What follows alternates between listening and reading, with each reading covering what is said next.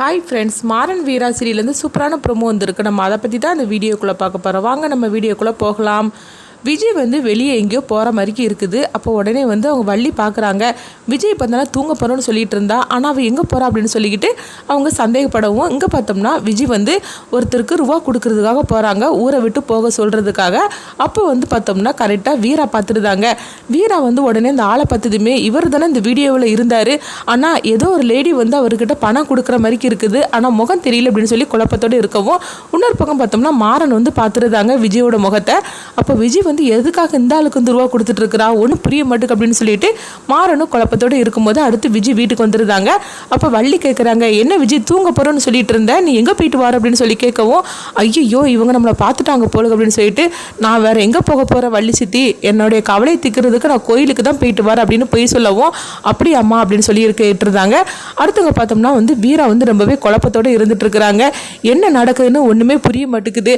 அந்த ஆளை நம்ம பார்த்தோம், ஆனால் அந்த ஆளை நம்மளை பிடிக்கிறதுக்கு முன்னாடி அவர் அங்கேருந்து எஸ்கேப் ஆகி போயிட்டாரு. இப்போ என்ன பண்ணுறதுக்கு, அந்த ஆளுக்கு ஏதோ ஒரு லேடி அதாவது பணத்தை ஏதோ கொடுத்த மாதிரி இருந்தது. அந்த லேடி யாருன்னு தான் நம்மளுக்கு தெரியல. அந்த லேடியோட முதுகை தான் நம்ம பார்த்தோம். அந்த முதுகில் ஒரு டாட் இருந்தது, ஆனால் முகத்தை நம்ம பார்க்கவே இல்லையே. அது யாருன்னு நம்ம கண்டுபிடிச்சிட்டோம்னா கண்டிப்பாக கையங்களவமாக நம்ம கண்டுபிடிச்சிடலாம், ஆனால் யாருன்னே தெரியல அப்படின்னு சொல்லி ரொம்ப குழப்பத்தோடு இருக்கிறாங்க. அதே மாதிரி இங்கே பார்த்தோம்னா மாறனை தான் காட்டுறாங்க. மாறன் அவங்க விஜயை நினைக்கிறாங்க.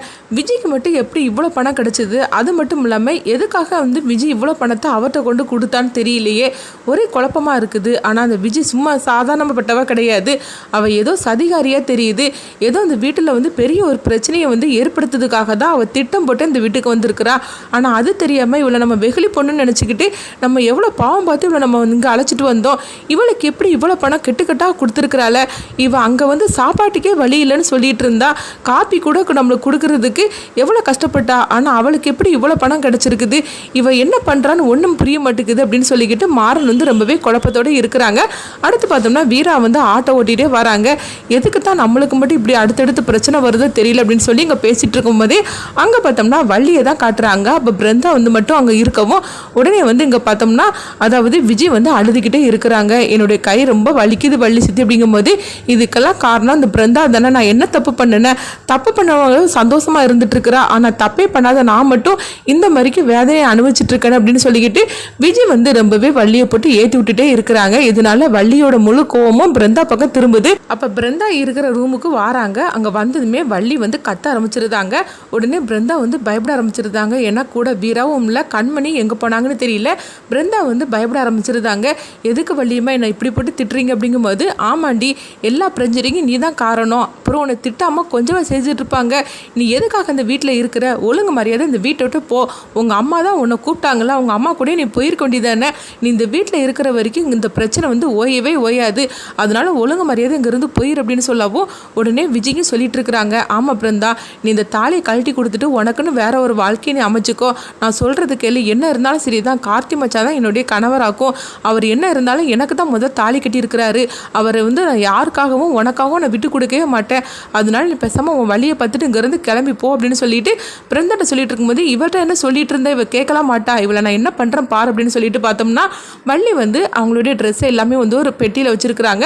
அந்த பெட்டியை தூக்கி வீசுகிறாங்க. நீங்கள் வெளியே போ அப்படின்னு சொல்லிட்டு பிருந்தாவோட கையை தரன்னு பிடிச்சி இழுத்து கொண்டு அவங்க வெளியே விடவும், பிருந்தா அழுதுகிட்டே அவங்க நிற்கிறாங்க.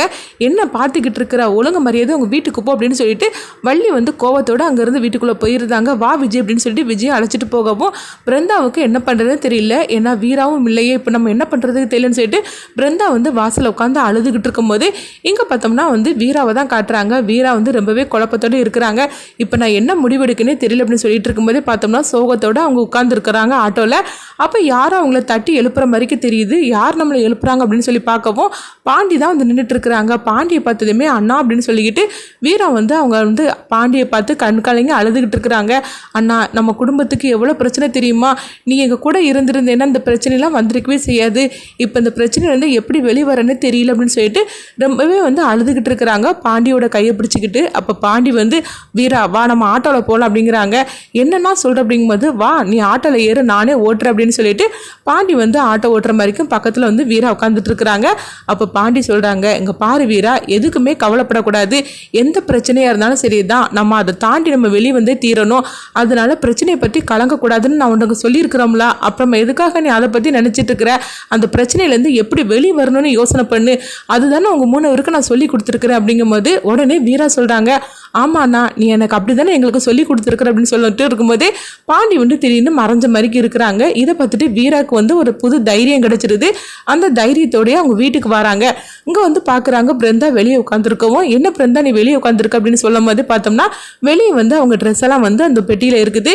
இதை பார்த்ததுமே வீராவுக்கு தெரிஞ்சிருது. அப்போது வள்ளியம்மா வந்து உங்களை வீட்டை விட்டு அனுப்பிவிட்டாங்க அப்படின்னு சொல்லிட்டு அப்போ வந்து வீரா சொல்கிறாங்க பிருந்தா நீ எதுக்காக அங்கே உட்காந்துருக்குற வீட்டுக்குள்ளவா அப்படிங்கும்போது இல்லை வீராக்கா நான் வரல, என்னை வள்ளியம்மா வந்து வீட்டை விட்டு போக சொல்லிட்டாங்க அப்படிங்கும்போது உன்னை போக சொல்றதுக்கு யாருக்கும் எந்த உரிமையும் கிடையாது, நீ இந்த வீட்டு மருமக நீ வீட்டுக்குள்ள வா அப்படின்னு சொல்லிட்டு வீராவை வந்து பிருந்தாவை அழைச்சிட்டு வராங்க. இங்க பார்த்தோம்னா விஜய் அதை பார்த்துக்கிட்டு ஓடி வந்து வள்ளி சித்தி அவ வீராக்கா வந்து பிருந்தாவை வீட்டுக்குள்ள அழைச்சிட்டு வரா அப்படின்னு சொல்லவும் உங்க பேச்சை மீறி அவ அழைச்சிட்டு வராங்க பாருங்க அப்படின்னு சொல்லிட்டு இருக்கவும் உடனே வந்து வள்ளி வந்து கோவத்தோட இருக்கிறாங்க. அப்ப வீரா வந்து பிருந்தாவை அழைச்சிட்டு வீட்டுக்குள்ள வரும்போது நீ எதுக்காக அவளை வீட்டுக்குள்ள வந்து கூட்டிட்டு வந்து அப்படிங்கிறாங்க. உடனே வீரா சொல்றாங்க அவ இருக்கக்கூடிய இடம் இதுதான், அதனாலதான் கூட்டிட்டு வந்து அப்படிங்கவும் என்ன சொல்லிட்டு இருக்கிற, அவ அந்த வீட்டுல இருக்கக்கூடாது, அவ அந்த வீட்டை விட்டு போனா மட்டும்தான் இந்த பிரச்சனைக்கெல்லாம் ஒரு முடிவு கட்ட முடியும் அப்படிங்கவும் அவ வீட்டுல இருக்கனால பிரச்சனை வராது, அதாவது கார்த்தி எந்த பிரச்சனையும் பண்ணலன்னு சொல்லிட்டு ஆதாரத்தோட நிரூபிச்சது மட்டும்தான் வந்து இந்த பிரச்சனைக்கெல்லாம் ஒரு முடிவு கிடைக்குமே தவிர நீங்க வந்து பிருந்தா வீட்டை விட்டு அனுப்பிவிட்டுட்டேன்னா பிரச்சனை முடியாது, அப்பந்தான் இன்னும் கூடுதலா வரும் அப்படின்னு வீரா சொல்றாங்க. இவ்வளோ வீட்டை விட்டுன்னு போன்னு சொல்கிறதுக்கு யாருக்கும் எந்த உரிமையும் கிடையாது, பிருந்தா நீ என்ன அங்கே பார்த்துட்டு இருக்கிற, போ நீ ரூமுக்குள்ளே போ அப்படின்னு சொல்லவும் இதை பார்த்துட்டு உடனே விஜய் வந்து சொல்லிட்டு இருக்கிறாங்க பார்த்தீங்களா வள்ளி சித்தி உங்களே எதிர்த்து வீராக்கா பேசிட்டு இருக்காங்க அப்படின்னு. இந்த வீட்டில் உங்களுக்குன்னு எந்த மரியாதையும் இல்லாமல் ஆகி போச்சுது பாருங்களேன், நீங்கள் எந்த அளவுக்கு நீங்கள் வந்து சொல்லிட்டு இருந்தீங்க, ஆனால் வந்து உங்கள் பேச்சை மீறி வீராக்கா பார்த்தோம்னா பிருந்தாவை அழைச்சிக்கிட்டு வீட்டுக்குள்ளே போகிறாங்களே, அப்போ உங்களுக்கு இந்த வீட்டில் எந்த மரியாதை இல்லை அப்படின்னு ரொம்பவே வந்து அவங்க பாட்டுக்கு ஏற்றி விட்டுட்டு இருக்கவும் இது வள்ளிக்கு வந்து வீரா மேலே கோபத்தை கூடுதலாகவே ஏற்படுத்திட்டு இருக்கு. அப்போ மாறன் வராங்க. மாறன்ட்ட உடனே வந்து வீரா பற்றி வள்ளி சொல்லிட்டு இருக்கிறாங்க எனக்கு இந்த வீட்டில் என்ன மரியாதைடா இருக்குது அப்படின்னு சொல்லிட்டு இருக்கவும் மாறன் வந்து நானே குழப்பத்தோடு இருக்கிறேன் நீ என்ன சொல்லிட்டு இருக்கிற அப்படின்னு கேட்டுட்டு இருக்காங்க.